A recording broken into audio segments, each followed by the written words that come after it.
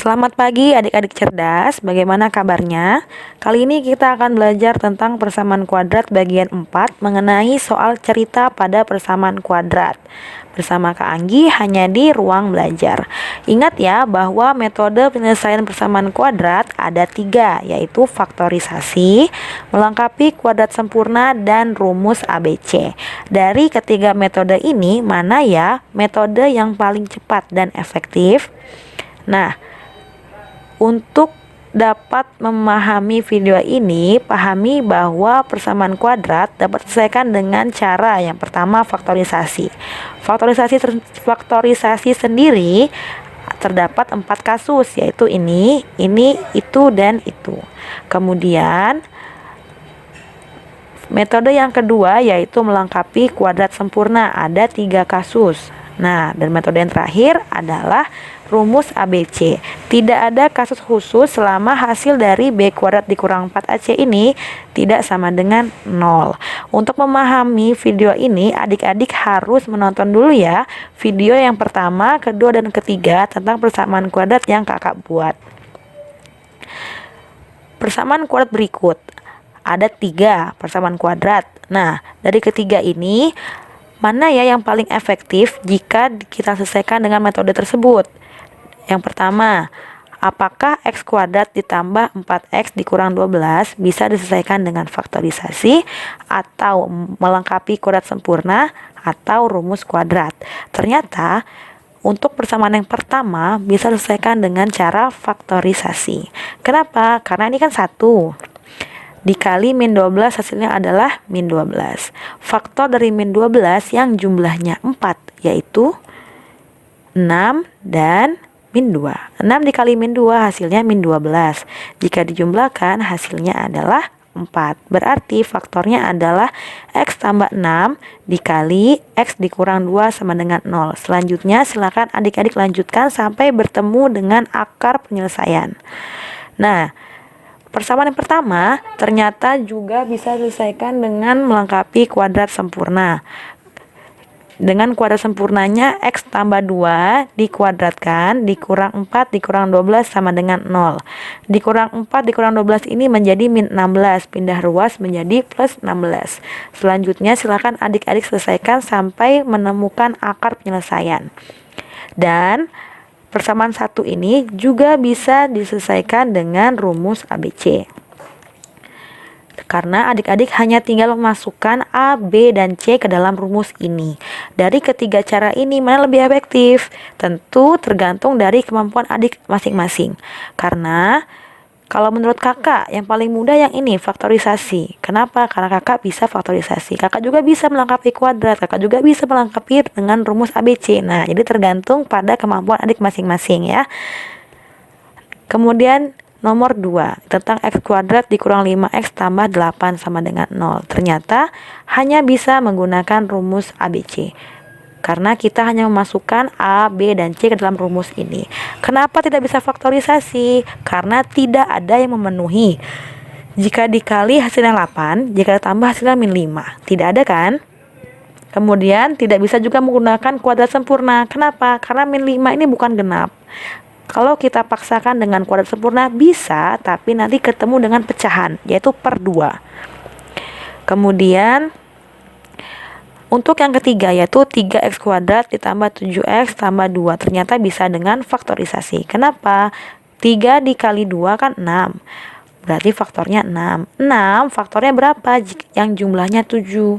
Yaitu 6 dikali 1 jumlahnya yaitu 7. Sehingga faktornya adalah 3x tambah 6 dikali 3x tambah 1 sama dengan 0. Jangan lupa dibagi 3. Kemudian adik-adik tinggal lanjutkan sampai menemukan akar dari penyelesaiannya. Ternyata 3x kuadrat tambah 7x tambah 2 ini bisa juga kita selesaikan dengan rumus ABC. Ya jelas ya, karena tidak ada syarat khusus untuk ini selama B kuadrat dikurang 4AC-nya tidak sama dengan 0. Namun tidak bisa diselesaikan dengan MKS karena sulit untuk mencari kuadrat sempurna dengan A-nya yang 3. A-nya 3 depan ini kan A-nya 3. Oke. Metode penyelesaian persamaan kuadrat. Metode apa yang paling cepat dan efektif? Kembali ke diri adik masing-masing. Namun perhatikan diagram berikut. Ini adalah sebuah lingkup ruang untuk metode rumus ABC, yaitu metode yang ketiga. Tidak ada syarat khusus selama hasil dari B kuadrat dikurang 4AC tidak sama dengan 0 ya. Jadi adik-adik hanya perlu memasukkan A, B, dan C ke dalam rumus. Kemudian ada juga yang namanya faktorisasi, yaitu bagian yang pertama, menjadikan persamaan kuadrat sebagai faktor perkalian. Jadi ada loh soal yang bisa dikerjakan dengan faktorisasi dan rumus ABC, namun ada juga yang hanya bisa dengan rumus ABC, tidak dengan faktorisasi. Jadi faktorisasi lingkupnya lebih kecil seperti ini. Kemudian metode yang kedua yaitu melengkapi kuadrat. Melengkapi persamaan kuadrat sebagai kuadrat sempurna. Nah, di sini ternyata ada juga persamaan kuadrat yang tidak bisa diselesaikan dengan melengkapi kuadrat sempurna. Jadi lingkupnya lebih kecil ya. Dan ternyata ada juga yang bisa diselesaikan dengan ketiganya. Jadi di sini beririsan dia dengan ketiganya. Masuk ke pertanyaan yang tadi, metode apa yang paling cepat dan efektif? Tergantung soalnya seperti apa dan tergantung kemampuan adik-adik seperti apa. Seperti itu ya. Untuk soal cerita dalam persamaan kuadrat, adik-adik soal yang pertama tentang permainan sepak bola. Kalian dapat menentukan pada detik keberapa sebuah bola yang ditendang melambung dengan kecepatan tertentu akan menyentuh tanah. Soal yang pertama yaitu tentang tendangan bola. Seorang anak melakukan tendangan secara melambung dengan kecepatan awal 15 meter per sekon. Kecepatan bola dinyatakan dengan rumus H sama dengan min 5T kuadrat ditambah 15T dengan tinggi H meter dan waktu T sekon. H di sini adalah height ya, meter. Jadi ketinggian height dan juga waktu T time dengan satuannya sekon. Jawab. Pertanyaannya adalah tentukan pada detik keberapa bola tersebut menyentuh tanah. Baru dijawab. Tulis dulu rumus dari persamaannya. H sama dengan min 5T kuadrat ditambah 15T. Nah, bola akan menyentuh tanah ketika tingginya tuh 0 meter. Jadi ketika tingginya 0 meter, bola itu menyentuh tanah. Paham ya? Sehingga hanya adalah 0. Height-nya 0. Maka masukkan ke rumus min 5T kuadrat ditambah 15T sama dengan 0. Kemudian kita akan selesaikan dengan metode faktorisasi karena C-nya 0 di sini ya. Min 5 dengan 15 faktornya adalah min 5, kemudian T ini pangkat 2 dengan pangkat 1, kita pilih yang pangkat 1. Jadi min 5T buka kurung min 5T dikali T, min 5T kuadrat, min 5T dikali min 3, hasilnya 15T, sama dengan 0. Ini supaya 0, maka salah satunya harus 0, yaitu min 5T sama dengan 0, atau yang ini yang 0, T min 3-nya sama dengan 0. Perhatikan bahwa min 5T sama dengan 0. Berarti T sama dengan 0 dibagi min 5, 0. Atau T min 3 sama dengan 0. T sama dengan 3 pindah ruas, jadi positif. Jadi T sama dengan 3.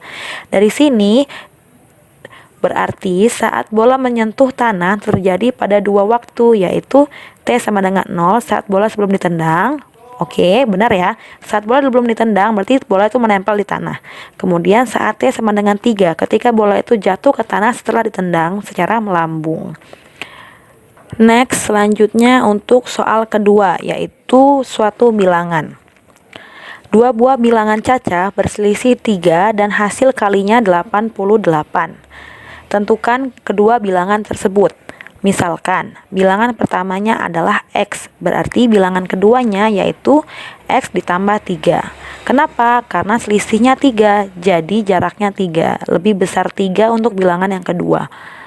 Dan hasil kalinya ada 88. Jadi bilangan pertama dikali bilangan kedua hasilnya 88. X dikali X plus 3 hasilnya 88. X dikali X, X kuadrat, X dikali plus 3 plus 3X, Kemudian 88 ini pindah ruas ke kiri menjadi min 88. Setelah itu baru kita selesaikan dengan cara metode faktorisasi.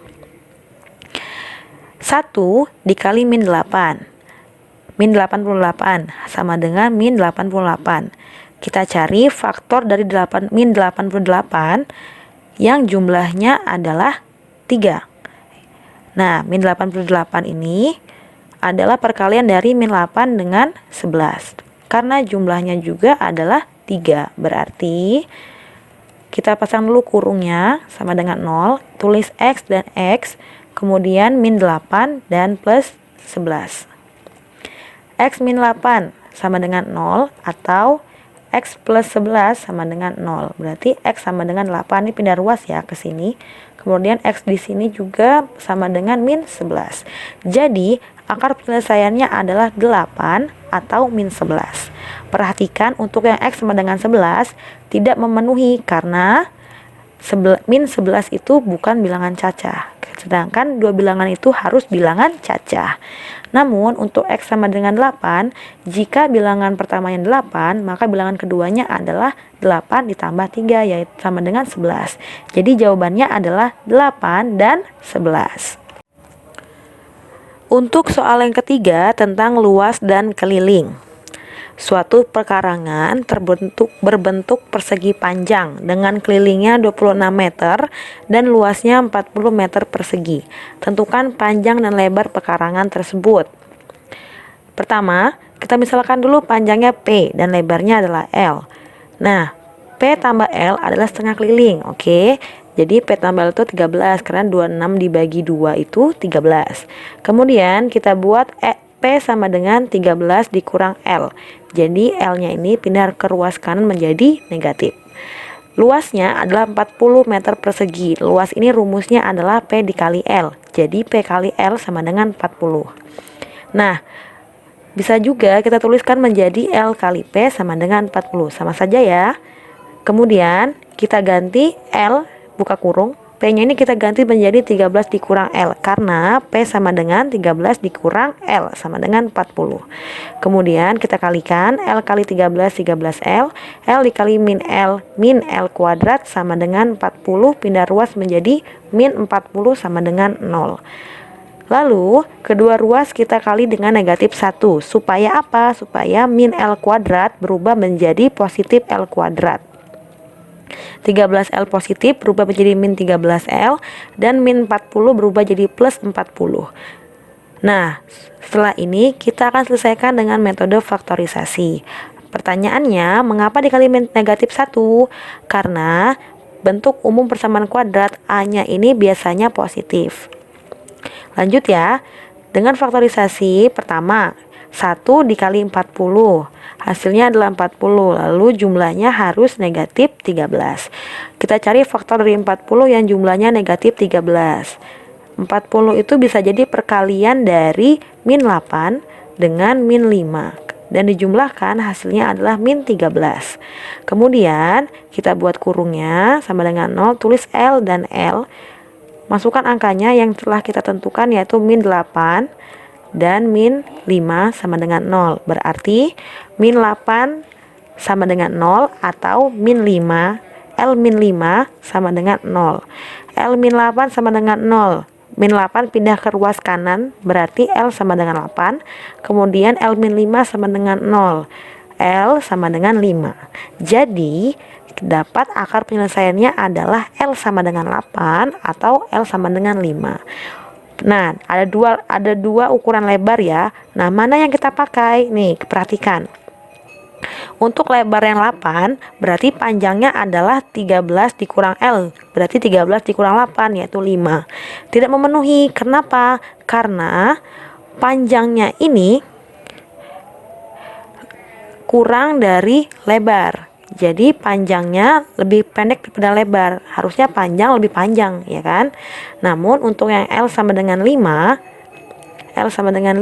berarti P sama dengan 13 kurang 5 sama dengan 8. Nah, ini baru memenuhi. Jadi jawabannya adalah yang ini. Lebarnya 5 dan panjangnya adalah 8. Sampai sini Paham ya adik-adik cerdas?